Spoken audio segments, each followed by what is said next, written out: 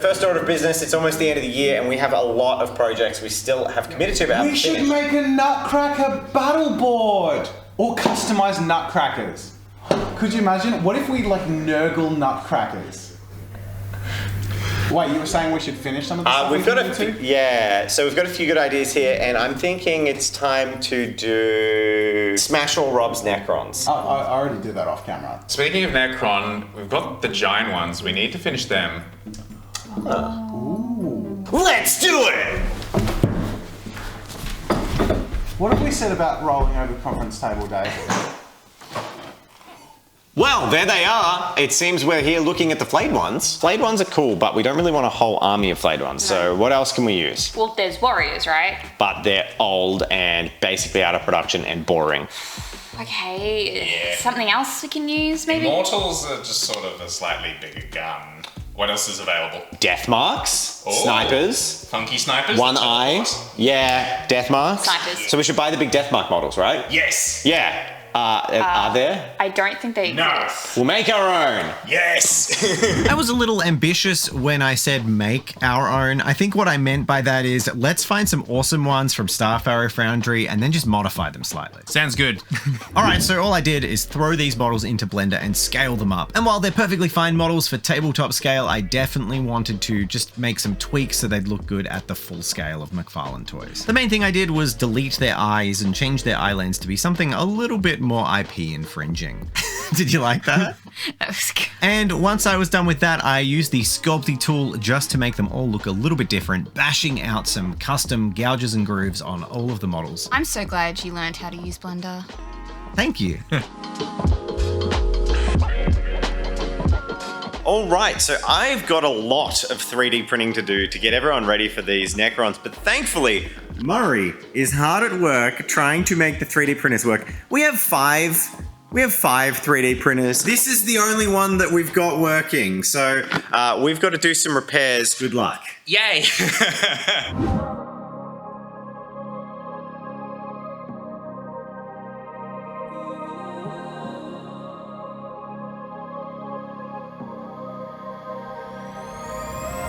Guess what, Dave? What, Murray? Both printers worked. It's just like a test piece that you can see it's got different shapes and things. And they both worked. Are you saying, Murray, that maybe replacing all the parts that were broken, re-leveling it, getting new FEP, and putting screen protectors on is a good way to get 3D prints to actually work? Yes. As with anything printing at this larger scale, there's bound to be a few little issues. We had a couple of print slips and needed to do some reprints, but by and large, I think this was pretty successful. Yeah, these prints look absolutely gorgeous. I'm really excited to paint these up. They're a little bit chunkier and thicker than the McFarlanes, but in terms of height and general size to base, they're pretty spot on.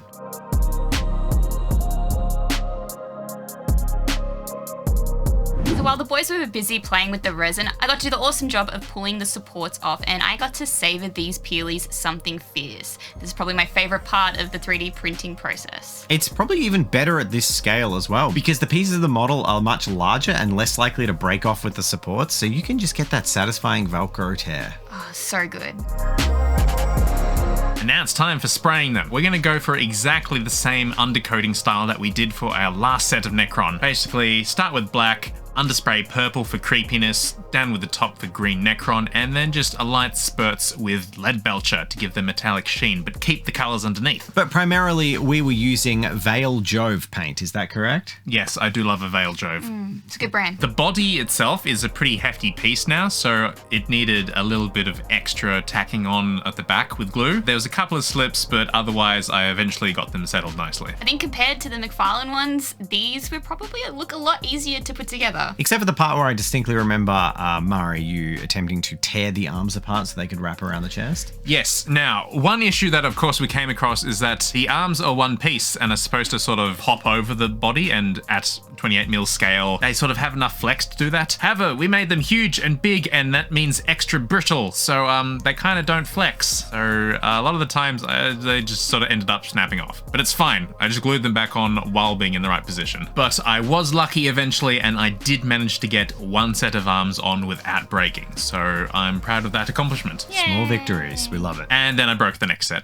Yay! Oh. Oh, Murray, you've been a good boy around the studio. What would you like for Christmas? I want a Ferrari, Santa. Santa doesn't have a Ferrari factory. Santa has a 3D printer. So I'll give you 75 new miniatures from today's sponsor, Dragon Trappers Lodge. That's not a bad compromise. I'm in for that. Today's amazing sponsor, Dragon Trappers Lodge, is a 3D printing Patreon providing bundles of minis every single month for you to print and enjoy. This month, the Dragon Trappers Lodge have teamed up with one-page rules to make a set that is compatible with their rule systems, Grim Dark Future and Grim Fantasy. I think I've heard of this. It's like Children of the Flame. They're like Dragonborn set in a sort of dystopian World War II era. Yes, that's the one. Show me some gorgeous minis. I want to see some awesome war beasts and soldiers and kobolds with miniguns. Ah, I've got just the thing! This month there is a bonus. There is an advent calendar where patrons are getting a new model every single day. And I love it. It's in a Christmas theme. Very jolly. Now, of course, if you love Dragon Trappers Lodge models and you'd like to make sure you can get their previous releases, they're available on their My Mini Factory.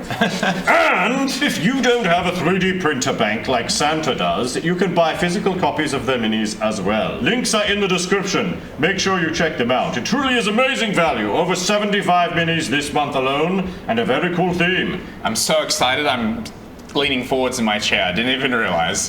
Santa doesn't just want milk and cookies. He also wants you to subscribe to the Dragon Trappers Lodge Patreon using the link in our description.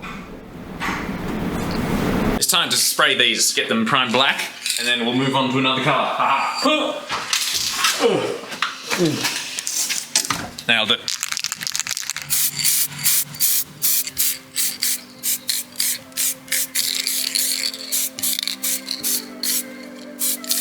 Murray, facials, let's go. Yeah, so I wanted to keep the nice white face plate of the death marks that Games Workshop uses. What's funny, Jen? Jen, please. We're professionals Gosh, here. don't be so mature. So I wanted to keep the nice white face plates of the death marks that Games Workshop prominently uses in their art. So I decided to try and basically replicate this. I started off with dark greys, building my way up, and then I decided just to start in the mid-tone. So I made a very light grey and then just highlighted with white.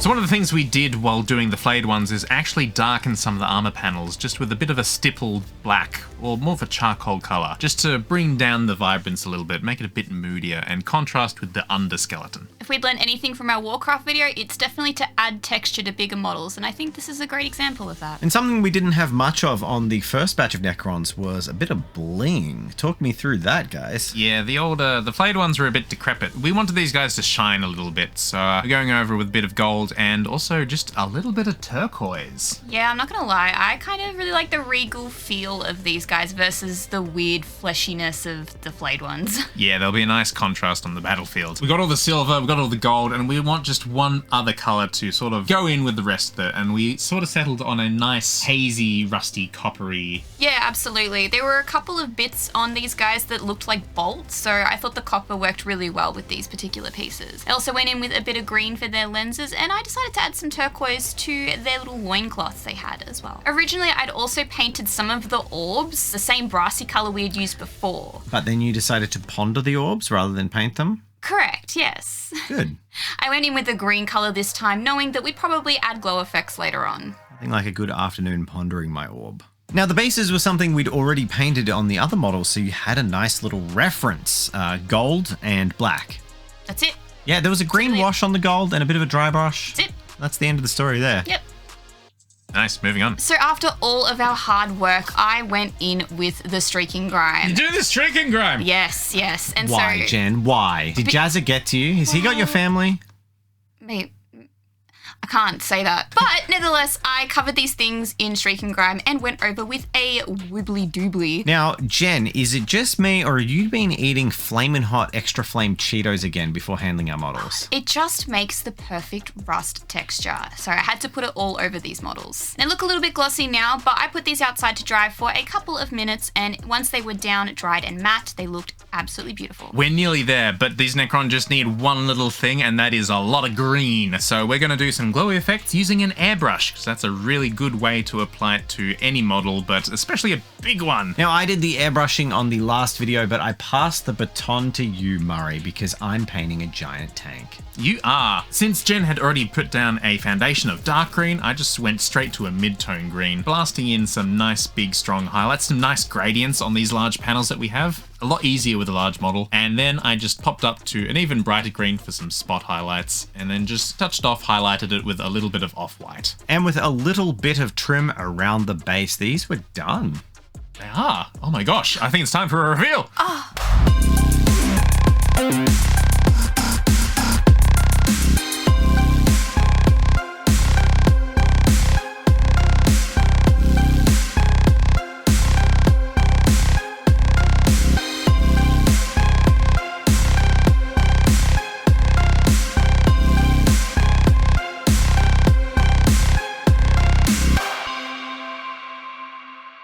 So thank you, patrons, for all of your support. We appreciate it. Without you, we couldn't do 2 videos a week and continually aspire to basically uplift our production, do weird stuff, try new things.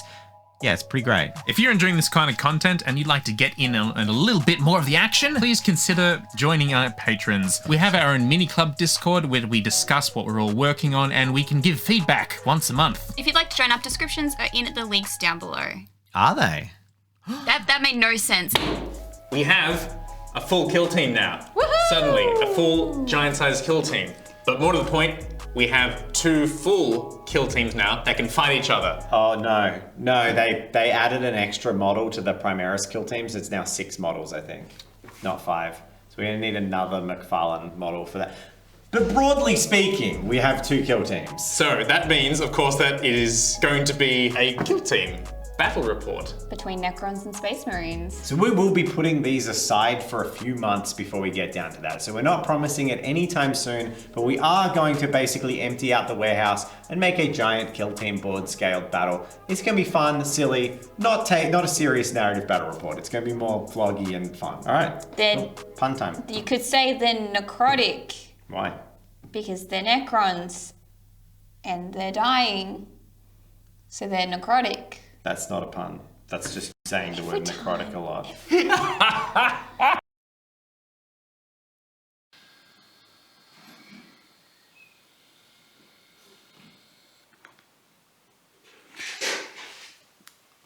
That was weird.